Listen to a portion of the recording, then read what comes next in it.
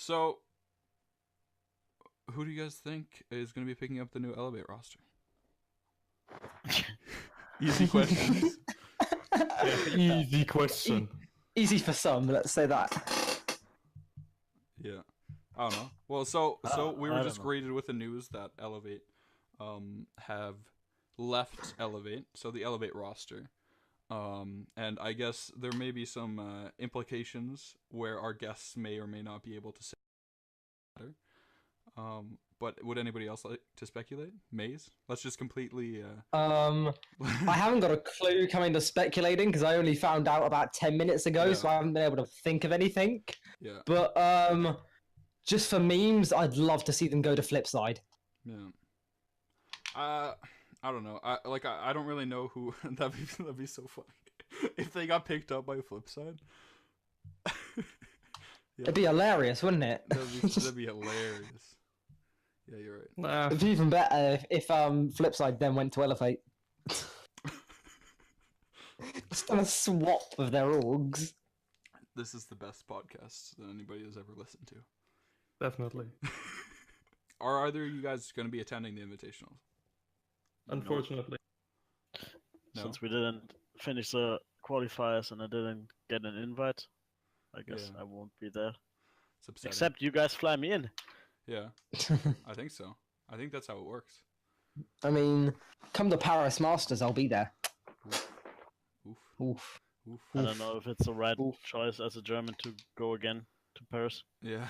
it's always risky going there, you know, with what has happened so far. It's a bit worrying. Yeah, you're right. I don't know. I thought, because you cast like the Siege Lounge series in that, right, Morxzas? Yeah, boy. I was kind of hoping you'd be like invited as one of the German casters, but maybe the German casters aren't actually. I mean, Agony was kind of the pro caster always in Germany after KS decided to play again. Stupid KS. And since PKD disbanded and I overtook before disbanding, like the job from Agony, he just is concentrating on casting at all. Obviously, Verdi and Agony are going there. Yeah. And as well, since I'm in Pro League, I can't cast anymore. Oh, fair enough. Fair enough. Yeah. So I have to. Because isn't that one of the things that Kicks had to sacrifice? Obviously, 2 casts he couldn't play. Yeah. Yeah. You can't, like, I'm not even playing since I'm a coach, but you can't be in Pro League and cast Pro League, no matter what. Yeah. So it's interesting because same with Challenger League. I'm just like a community caster, so I cast like PS4 Major League and Go4s and stuff like that. So for me, the rules are basically like I'm allowed to cast and play like the same tournaments, but I'm not allowed to cast my own team. So like I don't. Well, Bedim there for callouts and stuff. Yeah. Yeah. So I mean, I guess that makes sense, but yeah, the rules are interesting. So, but yeah. I mean, on console, everything is different anyway. Yeah. Oh yeah, it's completely different layout. One of the things I wanted to ask is it's brought up a lot in the console community. Is literally everyone hates ACOGs. You use an ACOG, you get abuse held at you for days. Do you think the 3-speed attack? Do you think 3-speed attackers should lose ACOGs as well as the defenders? DocYen. I mean, on my perspective, it's like you have when you want to spawn peek, the ACOGs have an advantage, but as soon as they're in the building, and you don't like try to far aim, like get into a far battle where you just hold an angle as a defender, you always have a better way to fight the one against an ACOG with a holder or with a reflex or something like that. Yeah. But everyone is like arguing about it that you can't spawn pick because you don't have an ACOG and they have ACOGs, so yeah, they're gonna out aim you. But yeah, for me it's like not really a matter because most of the like pro players I think are playing holo anyway or reflex. Mm-hmm. It's kind of like faster to aim, or I don't know, feels better, and they are playing like 4-3 or something like that. I think one of the most Yeah, notable players is probably Skies. You don't really see Skies on ACOG at all, do you? I think he makes a point to never play ACOG. Yeah. I mean, the only thing is that I agree that the 3-speed operators should not have an ACOG. So you think like Capital, Hibana, IQ, and Ash should all lose their ACOG? Well, Ash should get a hitbox first, and then she should lose her ACOG. I mean, it'd be nice, but I don't think Ubisoft will listen to that extent. Yeah. They may be quick to give everybody free elite skins, but giving Ash Yeah. a box would be a bit over the line, I think. Yeah, it will happen someday. We'll see. So DocYen, what do you think in terms of ACOGs? I'm actually on the complete other side of the spectrum. I am personally with the stance that everybody should be able to play whatever optic they want on any operator. I personally think it's pretty stupid that we have operators like Caveira or Frost, where you're limited to Reflex and Red Dot, even though Holo would also fit on there. Yeah. Yeah, I see that. Like, I see that side of the argument. Like, I think, yeah, I don't know. I kind of agree in a way. For me, like, if I'm challenging an angle and there's just like a guy standing holding an angle with an ACOG on a corner, I always get like tilted to myself. But I don't think ACOG being in the game is an issue as much as it's just since I choose to never play ACOG on any operator. I always get tilted when other people get the inherent advantage of using one. But yeah, but they also get the inherent disadvantage in any very close-up confrontation. That's just how it is. That's obviously one thing that I don't notice is when I win a gunfight because the other person couldn't see me with their ACOG and stuff like that. Like, that's something that I don't notice personally, but I'm sure it happens to some degree. But yeah, I could see that argument that every operator should have ACOG, but how far do you think that should extend, like, to... Do you think it should extend to, like, secondaries, like the Revolver and Deagle, or the SMG-11 and stuff like that? Or... I mean, a Revolver with the ACOG would be really nice, just for those nutty stats. I personally think that now with the introduction of Ella and Sophia, that possibly every handgun, like, in terms of the pistols, obviously, should also have access to at least a 1x sight, similar to the Polish operators, because it puts them at such a disadvantage, and playing with a lot of the handguns is just abysmal. Yeah.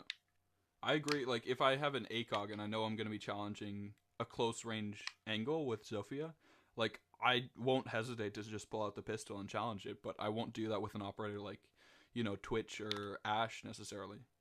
So yeah, because why should you? You don't see anything with the iron sights. Yeah. And anything else, might as well just use your AR for it and just hope for it or hit fire. Yeah, exactly.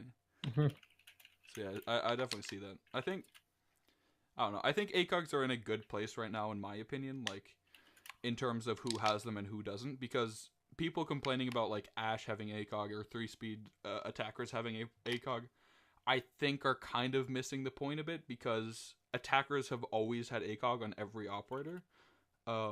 But defenders have always had it on some operators. Like, which operators specifically that it is has changed over time, but defenders have always had some operators where you can't use ACOG at all, so I don't think it's unreasonable to change that selection of who can and who can't have ACOG.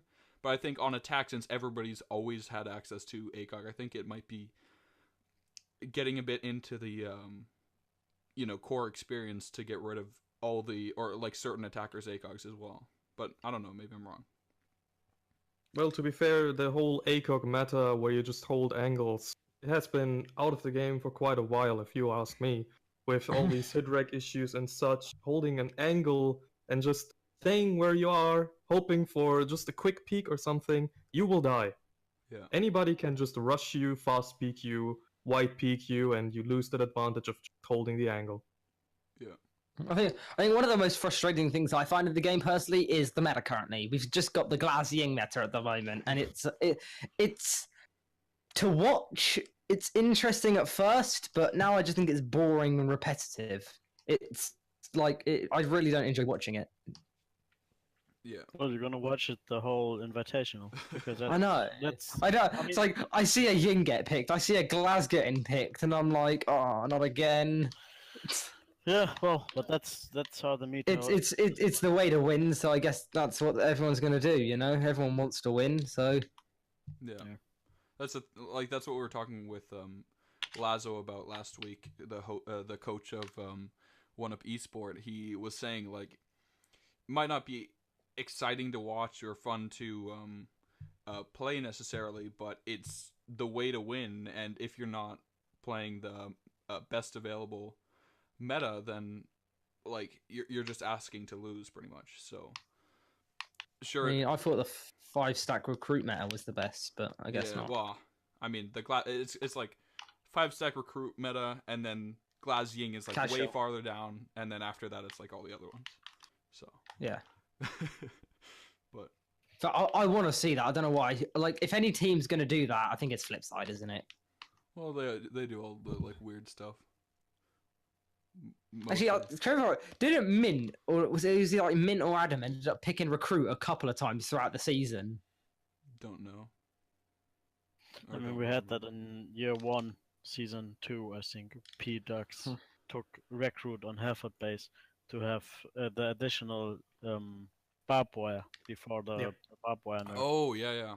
When we had like even 2 and 3 That was recruits actually suspended and everything. that was actually sick though. Having like if like this was more of a ranked strat, but if you just run, bandit, and then 4-stack recruit, because you could have like 15 barbed wire, and that was at the time where barbed wire was a lot harder to get rid of too. Like it wasn't as easy to destroy, and you moved slower through it than you do currently. But I still want to know, what do you guys think of the barbed wire nerf? Was it worth it or not? Do you think it should revert to its original form?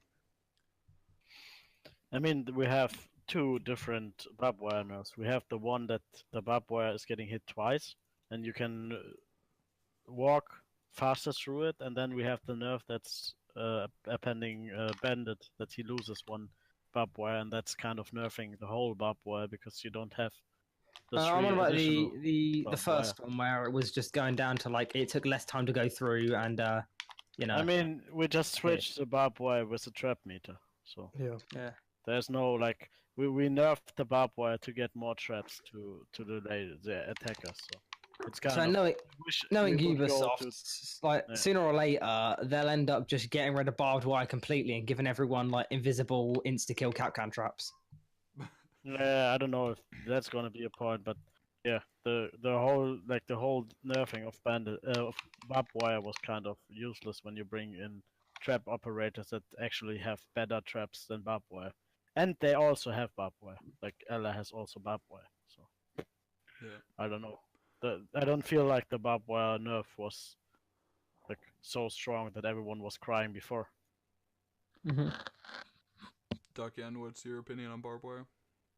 I would actually have to have it at least reversed with the speed you walk through it, because it was actually like proper making a chokehold in that.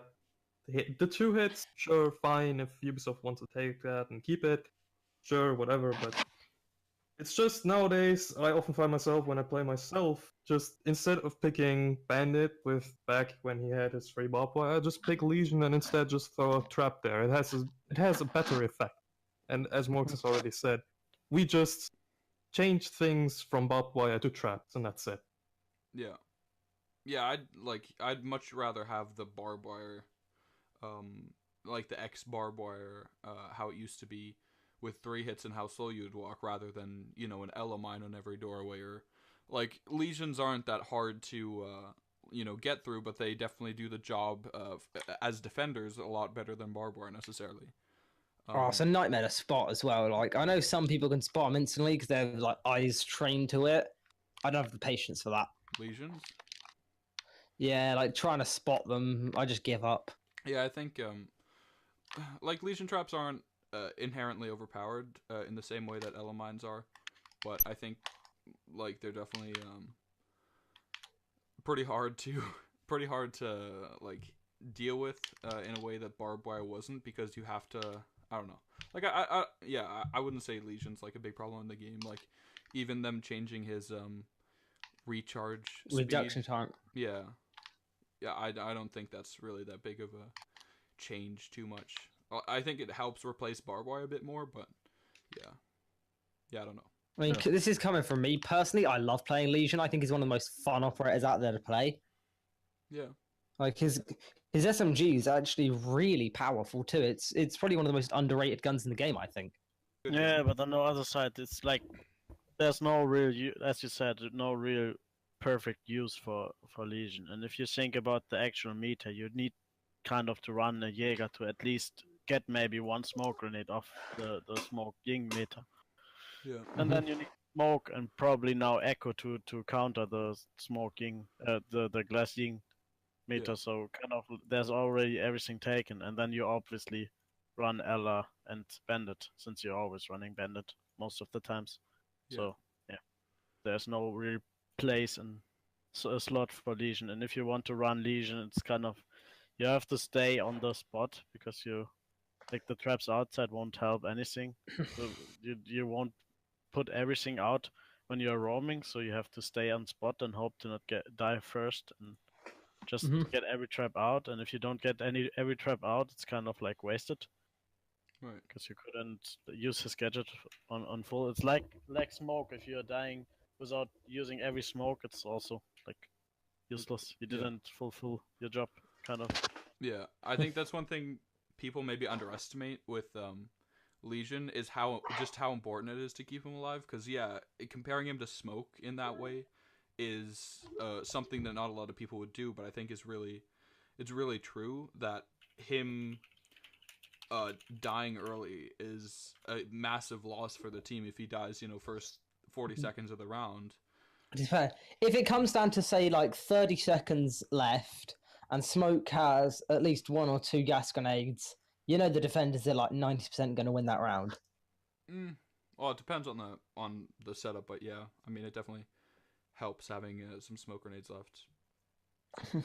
But so I mean, when I play Smoke, I try not to start smoking off till I get to about 40 seconds is when I start smoking off. Yeah, I'd say 45 seconds is if you have 3 smoke grenades at 45 seconds, you're normally good. I mean, well, good smokes can hold off for just about a minute.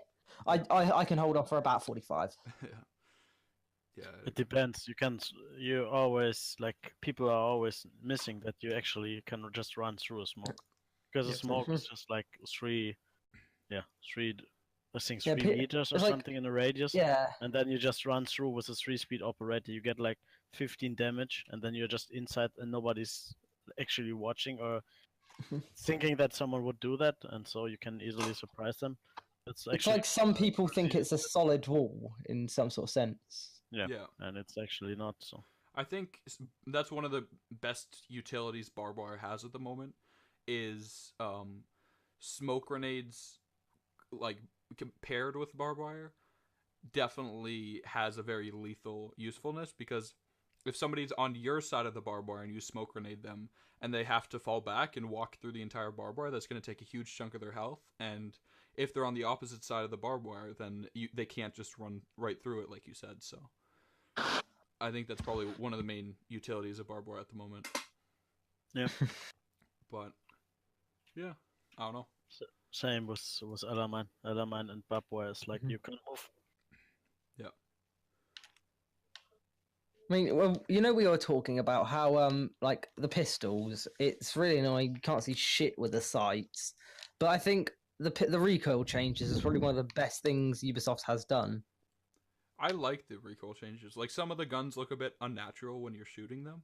Like it looks kind of weird with the recoil, but yeah, I like how the recoil's changed now. I don't think it's necessarily like overpowered in the way that like you might want to pick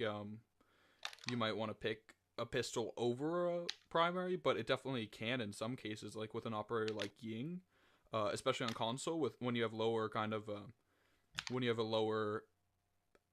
overall accuracy on console, you might have a better shot going with just like Ying's pistol rather than her rifle, which is really hard to hit all the shots you need to with.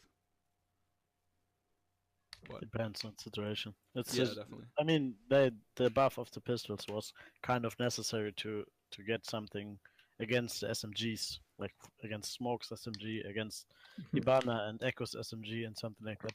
Yeah. If you always had like a pistol as secondary, you always would lose that fight against 20 bullets or something. Right. So that was only like something to balance the guns. Right. Mhm. Yeah, I think so.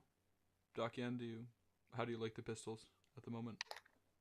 I mean, at the moment, they're in a decent place. I mean, obviously, they are still outclassed by every fucking SMG there is in the game, but still. Yeah, Mhm. pretty much. I think.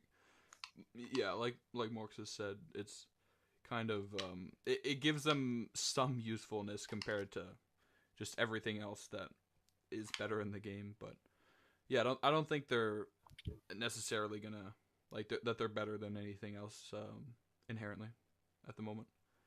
But yeah. So I'm just trying to think, like, the new schedule for next year of Pro League was just announced, like with the how the league system will be different and it'll last way longer, and as well as the fact that there's going to be more tournaments and like lands and stuff like that throughout the year. So what are you guys' takes? Do you guys prefer any system over this one, or? I mean, the old system, like they kind of went back to the league system where you play against each other, and something that what we had already year one. So that was what everyone wanted to have again, because the actual year two system was kind of crap. Because if you like lose 2 games, you're kind of Yeah. the season is over for you, and then you have to wait like 6 months or something, 4 months for the next season. So it was kind of like crappy. Yeah. So actually, that is obviously better. But on the other side, if we're thinking about like obviously as a pro, in being in pro league, you don't think about what's below you, because 6 months is like, yeah, we have a lot to do and we can play a lot and a lot of games and everything will be great. But thinking about the Challenger League, there's like you have to wait 6 months to actually challenge a pro league team and maybe get a slot into pro league, and I think that's too much. Yeah. Correct me if I'm wrong, but they haven't announced exactly how Challenger League will work yet. They right? just announced that it's gonna work the same, but will be shorter. So Really? Okay. yeah, Yeah, that's like literally what they were writing. Oh. Yeah. Yeah, so That's kind that's of a interesting. mistake. Yeah, I think it'll definitely make the entry into Pro League a lot like harder, and I don't think that's necessarily a good thing, because I mean, as we've seen in the Invitationals qualifiers and from teams like Infamy, who like obviously they just got into Pro League and then next season after that they're going to LAN, right? I think there's a lot of really strong teams who are in Challenger League ready to compete at a Pro League level, and not allowing them entry for 6 months at a time, I think is definitely a mistake. Yeah, that's the actually, like when we had the first Challenger League season, it was like the first 2 places of Challenger League are going to the Pro League, and the third and the fourth place are playing relegation against the sixth and fifth place of Oh. the Pro League. Yeah, I see. So we actually could have like 4 new teams into the Pro League. Then they switched it that we can have maximum 2 new teams in the Pro League, and now they switched it to that we have actually 6 months the same teams, and then we can actually switch 2 new teams in. Yeah. So that's kind of like we will have always the same players, always the same names, and something like that. And I think that's a big mistake in point of that. Yeah, Because now it's like before it was actually for the pro teams. If you win one game, you're already in the next Pro League season, and you can't go down. That was a big mistake, and now I feel like we have 6 months to not get relegated. Mhm. So you probably need to win like 3. So it's going to be more of a fight and a battle as well, which is going to make it more entertaining to watch as well. Yeah, I mean it's more games and everything like that, but Mhm. still, like we won't have that big impact of the new people, new squads, and everything like that. Only if we have a big shuffle, for example, and someone is picking up Challenger League players. Right. Yeah, I agree. I think obviously Challenger League players will always have the opportunity to play in Pro League. Like, you know, not necessarily whenever, but more often than a Challenger League team entering Pro League. So yeah, I don't know. I don't. I guess they'll announce like more how everything will work at invitationals, but I think Challenger League teams not being able to join Pro League is for that long at a time is maybe gonna hurt competition a bit, because all the Pro League teams are gonna, always be playing against each other, meaning that it's gonna, like, the Challenger League meta won't influence the Pro League as much as it currently does, and I think it'll maybe hurt like the competitive play aspect, but I don't know, maybe not. I guess we'll have to wait till next year to find out. Any more opinions about that, Doc? No, definitely not. Everything that has been said, I fully agree. It's Yeah. Yeah. So looking forward to the invitationals. What do you guys anything in particular, like any teams or any anything interesting? Is there anyone you guys are expecting? you are gonna specifically look out for? obviously Penta, considering I am part of Penta. Yeah. And I mean, obviously there are going to be a lot of eyes on Penta otherwise, just because of Especially with Shate Shate and the everything, team. right? Yes. So nobody's really seen too much of how they play together as a team, so that'll be interesting to see. And I mean, definitely they're going to be one of the favorites and one of the teams that everybody's going to be excited to see, and we'll hopefully see some good stuff from them. But anything other than Penta, do you guys think there are any teams that are kind of like being slept on, like any teams that are going to outperform what everybody expects? In my opinion, One Up. I think One Up are going to do good. Yeah, they are in a very tough bracket. I mean, with Evil Geniuses and Penta, of course, and now Vitality. Right. Yeah, all three tough teams. Right. So, yeah, they might outperform, definitely. I think they're going to have a very tough time, but I'm kind of thinking... I mean, their first game is against Evil Geniuses, so it's going to be tough, but yeah. I reckon they can pull through. Yeah, Lazo definitely seemed pretty confident last episode and was talking Lazo about how... seemed very confident. he was definitely implying that they, I think, were preparing maybe even more than Evil Geniuses and Penta, but I mean, I know Evil Geniuses and Penta are not teams that kind of are going to assume that things are going to be easy, so I don't think... I mean, if you go to a LAN, you have to be confident, else you don't have to go to LAN. Right. Like, it's if you go there, it would be dumb to just say, yeah, it probably won't work, and everyone is so good, and we can, like, then you don't have to go there, and it's a waste of time. Obviously, if you're going there, you need to get in with the right mindset, and on LAN, everything can happen. We always saw people, like, teams struggling on LAN, and yeah, so that's, like, we have even the Counter-Strike part of it. We always see good teams struggling, and we have the same in Rainbow. Yeah. For example, we had the same with ENCE the last years until they won. They never reached the second round, but in EU they won actually every games. Like, they were stomping people, and then they went on LAN, and they just, I don't know what happened there. So that's why everything can happen on LAN. I don't know if OneUp will outperform people. Also, I disagree that Vitality is actually a very strong team. It's probably the weakest team in that bracket. Yeah, so I would agree with that. I think we touched on this last season.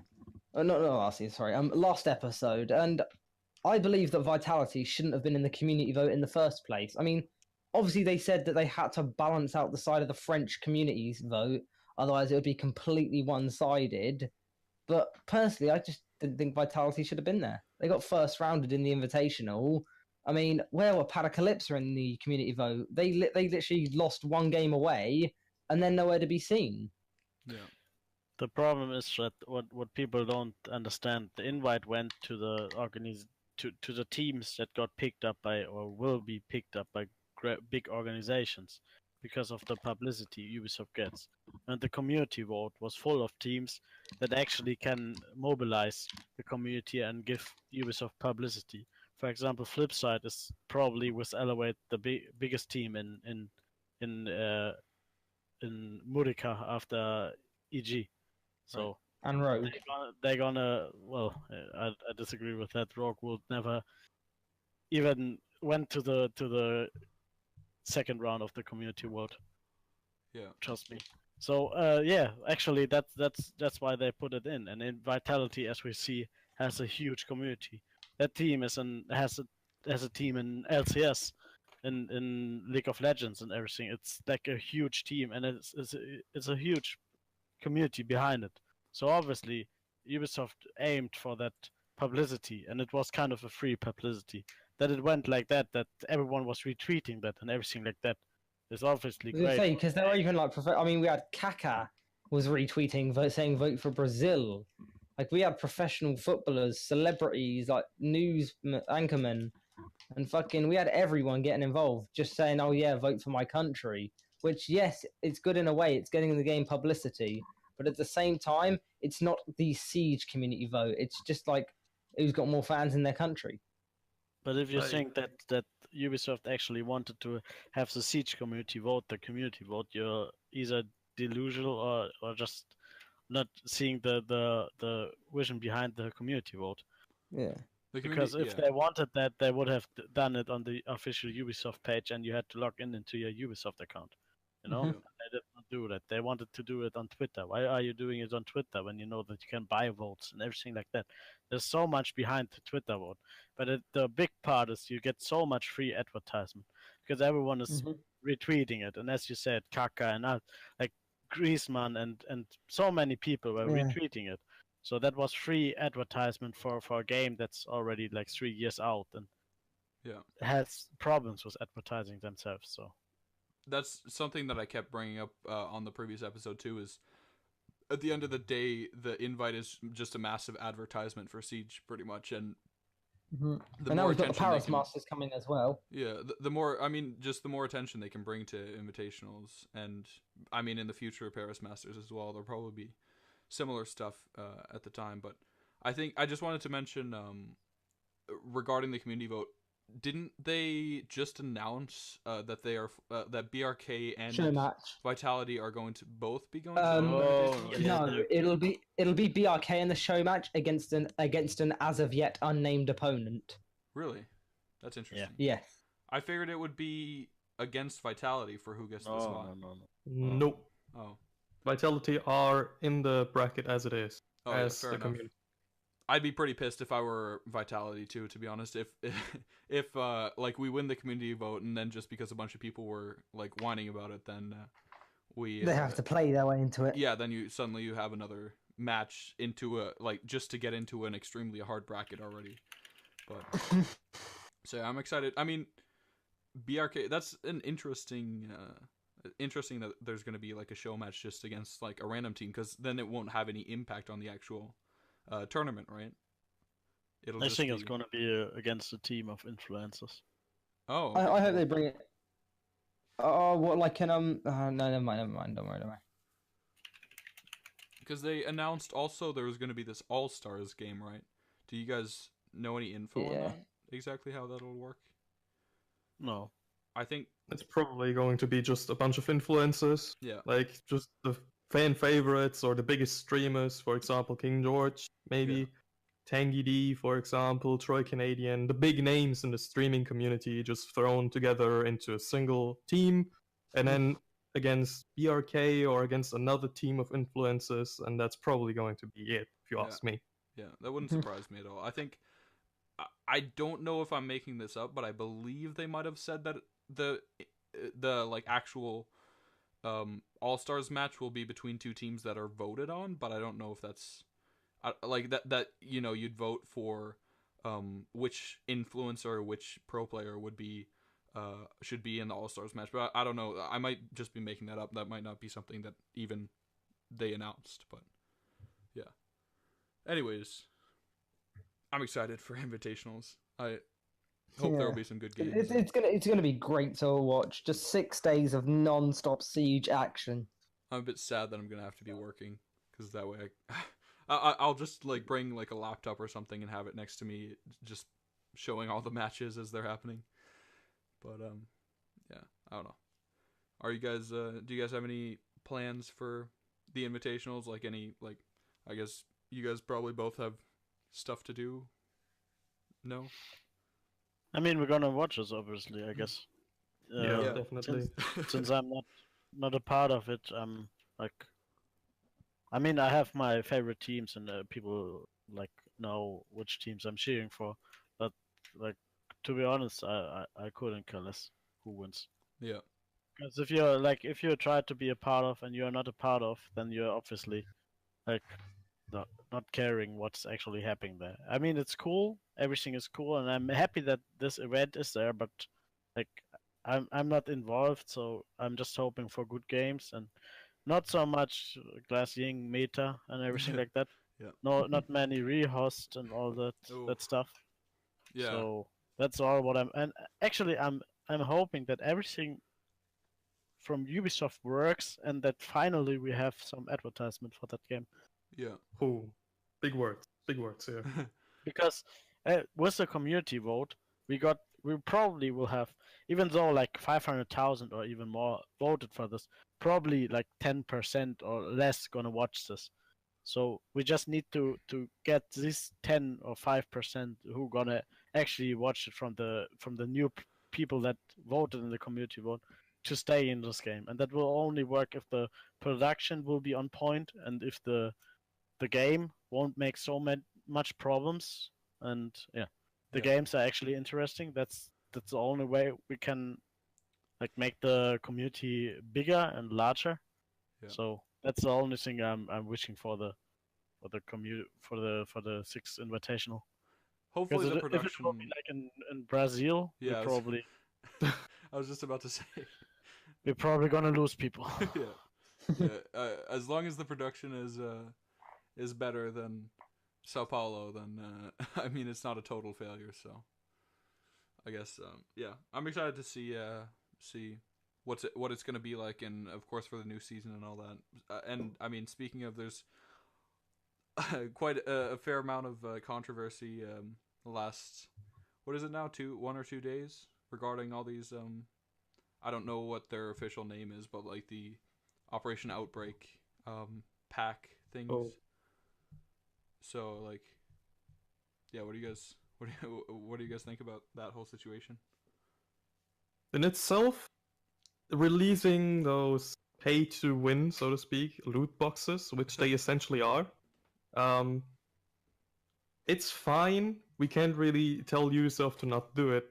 The fact is that a lot of the community that is veterans or people that have played before, that have the game right as it is right now, that are not happy with just getting 4 of them and then having to pay money in order to get more. Yeah. It's very short-sighted because in the end, what they are ignoring is the fact that this was also done aside the entire price increase of 33%, which they have reversed as far as I know now. I believe so. Yeah. But still, it's insane that the community as it was that short-sighted, because even in my team, I'm not going to name anyone, I had 2 or 3 people that actually told me, hey, this is not okay. I want those 10 packs. Those new players should get those 4. I want 10. Yeah.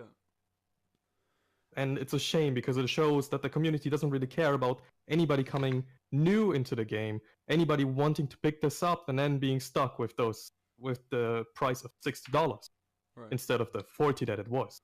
Yeah, I see what you mean. Like the price increase of the actual additions for the game, and I think it's just like an incredibly stupid move, because seeing as how the game is already 3 years old, nearly, well, like 2.5 years old. It's I don't know. I think it's a bad move just because of like it doesn't bring new people into the game so much, other than, well, increasing the prices of the game doesn't help with getting new people into the game. But I guess it might be because the invitationals are coming up. Maybe they're just hoping to get an extra spike of money when a bunch of people buy the game because of the invitationals. But I don't know. Like I guess we'll see. But what do you guys think about the action to like immediately reversed their decision in terms of the pricing of the editions? I mean, it's great that not many developers and organizations gonna like redo stuff and say that they made a mistake, and that the community told them that that it is actually a mistake, and they said, okay, the community says it's a mistake, we have to change it back. So that's actually something what not many people actually like do or like, yeah. But on the other side, like, we I think the community is telling them since years that the starter edition should be like with more operators, and that you actually get the standard operators, the season 1 operators, for cheaper money than the others. I mean, I agree that they can make like like three uh, three parts. That the first part is the season 1 operators cost like 5,000 each, for example. The season 2 operators cost 10,000, and the season 3 operators then 20,000 or something. Yeah. So people have actually something to grind, but still have like a motivating grind, because you can just get all the cheap operators first, and then you're just having a bunch of operators, like 16 or something already, and you're like kind of motivated to get more. That is the one part, and the other part is with the loot stuff and everything. Since every item of the loot boxes are only cosmetic, like, and I'm not a fan of like cosmetic anyway. I'm not buying that stuff. I've never been a fan of skins or something. Obviously, it's cool. People are loving it, and it's working in Counter-Strike and in other games and everything like that. And Ubisoft made it cool that you can actually buy with Renown the skins and everything like that. So about the how many packs you get, how many packs the new players get, I couldn't care less, to be honest. But I agree that both should get the same. It's only because I'm playing the game longer. It doesn't make me a better person that I deserve more packs than others that just started the game. Yeah. But on the other side, you can just say that you deserve more because you were like from the beginning there, and you're supporting the game since the beginning, and new people just coming here and they get the same what the guy that's actually playing since 3 years is getting. So yeah, I think there are arguments for both sides on that topic. What were we just talking about? I've been distracted for the last like 30 seconds. I was doing something. Just the packs, like the Outbreak pack. I haven't really looked into it because I mean I'm not really bothered about the whole pack system. I don't know what the whole gist of it behind it is. I'm just kind of blanking out. I don't really mind anything about it. Yeah. I won't be getting anything or any of them, so I'm not fussed. The thing that annoys me is just like I'm not bothered by cosmetics. Yeah, like I'd really like to get all the cosmetics, and I feel like it'd be a lot more rewarding to have them unlocked through, whatever goes on in Operation Outbreak, rather than have them just be a blatant like, oh, pay for this or don't pay for this. Like, I'd rather have it be unlockable, but then just have like kind of a fast route by paying for it. But I don't know. Like, I understand why they need to make it like R6 credits only, because it's like they do make all the DLCs for free, and only really make money from season passes and people buying R6 credits. So, like, I understand it. It just kind of bothers me. But yeah, that's pretty much the gist of it. How is life for you guys in terms of Siege? Obviously, neither of you guys go into invitationals, so that might be a bit of a bummer, especially Morxzas with your, like, you've been working a lot with your team from my understanding, trying to prepare for the qualifiers. I mean, you always try to prepare for everything what's there, but obviously going to the 6th invitation would have been something really great. We had players that were there last year with Xbox and with PS4 and everything like that, so it was kind of like a big dream, kind of, to go there again. For me, for example, it would have been a dream to go to Canada. Right. It's not something you can afford all the time when you're from Europe. Yeah, but definitely. yeah, that's how the game is. We worked hard, but we didn't have like really the patience and the game. I think we just really had a bad day at that time, and it was also the day where the Ubisoft server were down for quite a long time. So we were waiting and waiting for it. And if you're like so bummed and want to really go there, you're just like waiting, and everything is wrong, and people have to work the next day and something like that. So obviously we had a lot of pressure, and yeah, it was kind of not our day, and we failed. So we took consequences. We changed stuff. We were talking a lot about it, and life goes on. That's how it is. I mean, Yeah, I see that. sometimes you lose, and sometimes the other people win. Right. I mean, that's the thing. I mean, every match kind of has to have one winner and one loser, so it's not really. I mean, obviously it's tough, but especially in NA where there's only the one slot in the community thing, like in the community challenge, then like I don't know, it's tough because you have to play against the very very best teams in NA, and only one team goes, and everybody's preparing for it. So yeah, it's definitely tough, and like you said, like just having a bad day like that is gonna cost you the entire like build up and everything. So DocYen, I'm not apologies, but I'm not really like familiar with like did you guys try and play in the like ladder on that and qualifiers? Yes, we did. But we got thrown out of the entire race basically because of some pretty severe roster changes where one of our players decided to up and leave within a single night. Oh. Yeah. And in terms of that, we had to pick up other players because we were just employing a 4-man roster. And considering the players that we picked up, Yami and Syret, were also playing in the Team Exile, was it called? During that ladder, we had a 5-day cooldown, which cost us and the entire momentum. I see. So it was completely over and done with for us, at least. That's due to that player leaving. Yeah, that's really an unfortunate situation, and I mean, almost the same as Morxzas having a really bad day for his team at like a bit farther down the line, and then you guys had like a really unlucky week there. Of course, I mean, I definitely know the feeling of a player just suddenly deciding to leave. That's not the best, especially in terms of team chemistry and strategy and all that. So, do you have anything you'd like to bring up, Maze? If you guys could personally buff and or nerf certain operators, how would you do it? Like, if you could hand out the next update, like buff and nerf wise, what would you do? So, actually, I have the same, or kind of a similar opinion, like DocYen said with the ACOG and with the sites and everything. So you can change that. Everyone has it, but I have that with gadgets. I said since year one that for me it would be fine if everyone, like every operator that's in that game, has every gadget.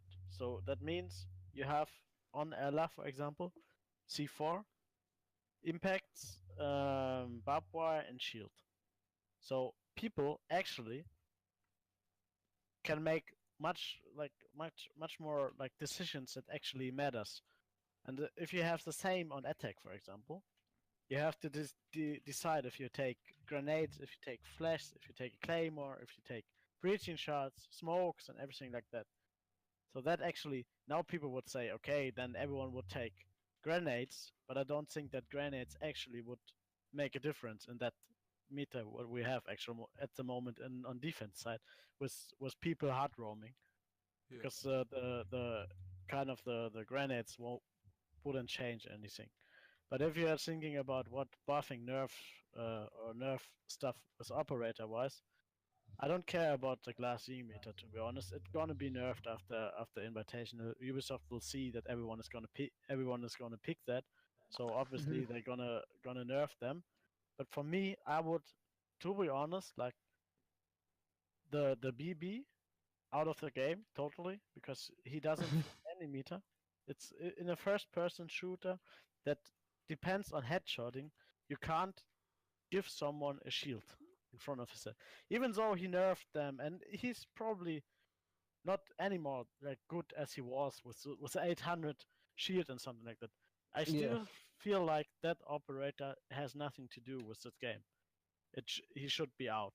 And on second side, obviously Ella.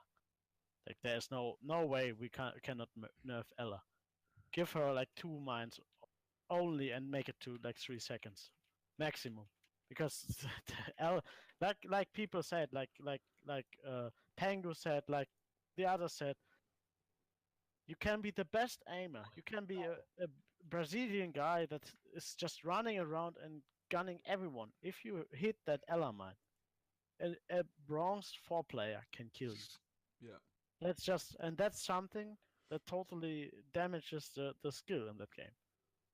Because you don't have this that you have to outbrain someone or outplay someone. If you run in that mine, you're kind of dead. And now I talked so long that I don't say anyone who should get buffed. Yeah. Well, I definitely agree with that. I think it's an interesting idea to give every operator the like every gadget. That'd be interesting in terms of like how you would play things out, and you'd have to like plan which operator is better to have the claymores and which operator is better to have, whatever, right? But I think yeah, that'd be interesting. In terms of, I mean, obviously Ella should be nerfed, like it just completely removes any Into the skill in the ground. gunfight. Yeah, she should. I think, to be honest, in my personal opinion, if they removed Ella and Blackbeard from the game, just like right now, just deleted both of the operators, in my opinion, I like the game a lot more. Like, I just like playing What I it. want to know is, I mean, with Ella, I want to know whose idea was at Ubisoft to say, yeah, let's give her 3 speed, a gun that has a really good amount of, has a decent amount of damage, a great fire rate, and 50 bullets in a mag. What? It kind of makes me angry. Ella, thinking about Ella just makes me angry. I don't know, man. It's a stupid operator, but I don't know. DocYen, what do you think? Who would you like to see buffed and nerfed? Well, actually, to pick up on what Morxzas said, this entire pool of what to pick, where to pick, obviously, I've talked with him about this before, so I just want to bring it up. That instead of having said just everybody available for everything and just unlimited amounts, a limited amount. That is always my advertising on this kind of talk, because in the end, you will have people running 5c4s, which you can do right now, but you will have this limited choice of operators. If you say, okay, on attack, you have a maximum of 4 grenades, 4 smokes, and whatever the fuck. Just limited amounts, then it would be fine that way. And I also always advertise for an actual esports patch. Because this game doesn't work on these top level tournament things. It doesn't work the same way as it does in casual. Yeah. And for example, take this idea of removing Ella and Blackbeard completely, and instead of taking them out of the game, take them out of the Pro League patch. Yeah. Yeah, I think and that'd be good. And in the end, make it like mandated by the Pro League itself. So have like a big referendum from every single region, from every single player, what they would like to see, have them vote on it, and have that patch be based on that, and then see how it works out. Because it's too many things that are going wrong. So many unbalanced things. Like just Ella, even with the now reduced ammo cap of 40, it's still 40 with insane fire rate and good damage. It's ridiculous. And no offense here, but I feel like Ubisoft can't really be trusted anymore to balance the game towards an esport, but rather to balance it towards the general community. And in this case, it is not okay. We have the same thing with CSGO, where you have some guns just not available in pro play. It's the same thing, and we should definitely try at least to get that in Siege, because otherwise, pro games and pro players, it will go downhill, because this is not meant for pros as it is. Yeah, I could agree with that. Like a lot of a lot of what you said. In my opinion, I think the like the esports side of things, like you said, a lot of things are really unbalanced. But also, I think there's some stuff. I mean, obviously they did update the casting camera in that recently, which is interesting. But I think they should they need to have a patch where they improve the viewing experience in terms of having just updating custom games so that you can just restart a round or restart a map or whatever just like really quickly, or like instead of having to have everybody leave and rejoin and then issues with people rejoining and then setting up the right like maps and all that and all the right settings. I think they need to just update custom games to make them a lot better. I think update the rule set in terms of what operators are allowed. I think having every operator allowed in the game, like in competitive play, is a bit of a mistake right now. And I think also they need to allow for multiple casting cameras at the same as well, because of just how much in general is missed just by the by the camera operator in any given Pro League match. Yeah, I definitely agree with that. The issue with that is it requires definitely a lot of engine work, which, considering it's Ubisoft, they might not be up to actually do, which is a real shame. Yeah. Yeah, I think... I mean, the idea was having two different patches. Is kind of great. That was kind of Call of Duty 4. You had the pro mod, and then you had the casual stuff where people could play casual. I agree that like if we would have two sides of it, like one for casual player, one for a pro league player, it would be a good side. But on the other side, thinking about playing ranked and something, we would have two different game states kind of, and I don't think that would actually help the game developing. The time when the pro mod in Call of Duty 4 came, the game already had like a big community and a big pro scene, so the switch wasn't that hard.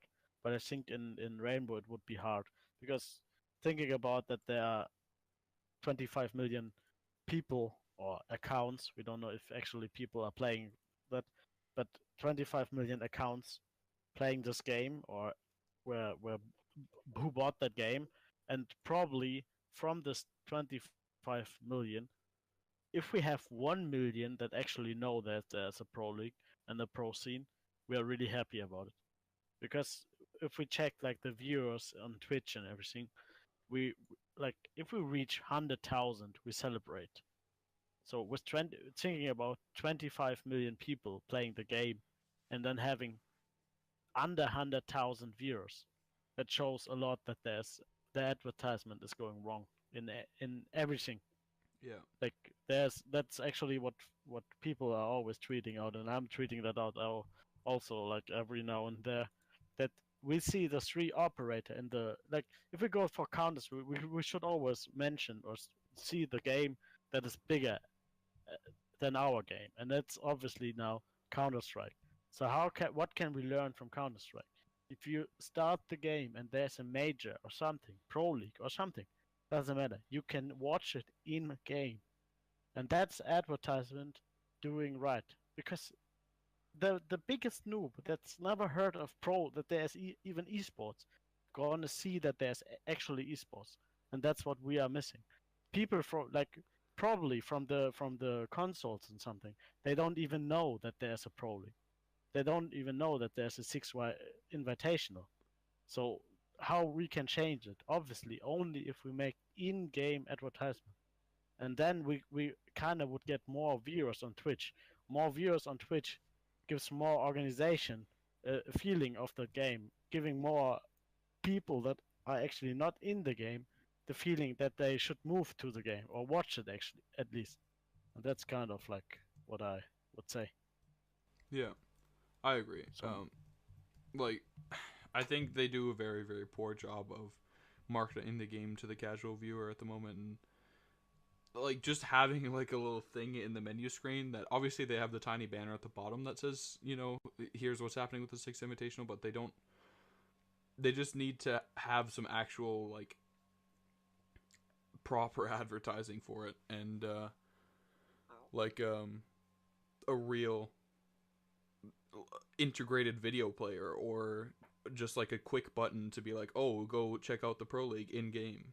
Because yeah, the casual player, and especially a lot of console players, have no clue that there's even like maybe even a competitive side or like a Pro League at all. So yeah, I definitely can agree with a lot of what you said. So yeah. Ubisoft, like from the beginning, I said, if you want to make an esports game, you have to watch the other esports titles which are out there, and then you have to think about how can we get that what they have, and how can we improve their things. Right. So the first state would always have been get on the same advertisement level than Counter-Strike to get that attention and everything. So that's what they didn't do. And I think now in the third year, with a new prize pool and everything like that, and the big organizations, there will be a lot of announcements soon. And I won't spoil obviously which one and what they're gonna be, but there will be a lot of announcements of big orgs coming into the game. So maybe that's gonna help with everything, and we're gonna see more players. Yeah. And more viewers. So I hope for that. And, yeah. I'm definitely excited for the future of the game, and obviously just the coming weeks with the Sixth Invitational. But I guess we'll just have to wait and see everything that happens, and there's probably going to be an announcement later today or tomorrow, definitely by the time this episode has been released, regarding which team is picking up Elevate and whatnot, maybe even another organization or two before the Sixth Invitational. But I mean, when I could even tell you that, but when it's gonna be released, on which day? You want to release it tomorrow? The podcast? No, it probably won't be out for another week. But the week is still before Invitational, so you have to wait. Yeah. Wait, just wait. Yeah. So but yeah, I don't know. Do you guys have anything like any last things you would like to say before? Like we've been going for a bit over an hour now, so I was just thinking closing it off. Do you guys have any closing thoughts or anything you guys would like to promote? Oh, promote! Oh, we're allowed to promote here. Well, if I knew that, would have been talking constantly. I have a big thing. What everything what I want to promote. So yeah, I'll give you the first words, DocYen, and I will start with 3 hours promotion. Yeah. I was kind of counting on a 4-hour episode here, so if you could just like keep going with like stuff about you for 3 hours, about things you would like people to check out, so that'd be oh, cool. don't worry, we can fill those 3 hours that you want. Just let us talk about the past between Morxzas and me, and it'll be at least 3 hours. Trust me. I'll be sure to open that can of worms as soon as possible. So I mean, what I want to promote, obviously, my Twitter account and my team's Twitter accounts. So check them out. Yeah. We are the birds, bird crew, bird call. No, I'm kidding. Oh god, that was bad. Well, yeah, sometimes you have to take one for the team, even though it's bad, and people are gonna laugh about you. But yeah. Yeah, I'll make sure to link to both of you guys' Twitter accounts and all that. But yeah, DocYen, do you have anything else you want to mention? No? Not really. No. Not Now really. it's a time to be really nice to me and say nice things about me. DocYen, do it. Okay, Morxzas is a bit short, even though I haven't seen him in real life. I know that he's Yeah. short. didn't His see him. hair is alright, I guess. Eh. Oh, Yeah. Oh well. But yeah, I'll probably I'll just end this episode off right here before it gets heated. But yeah, thank you both Isn't for that coming on, of course, and yeah, that's No about it, I problem. think.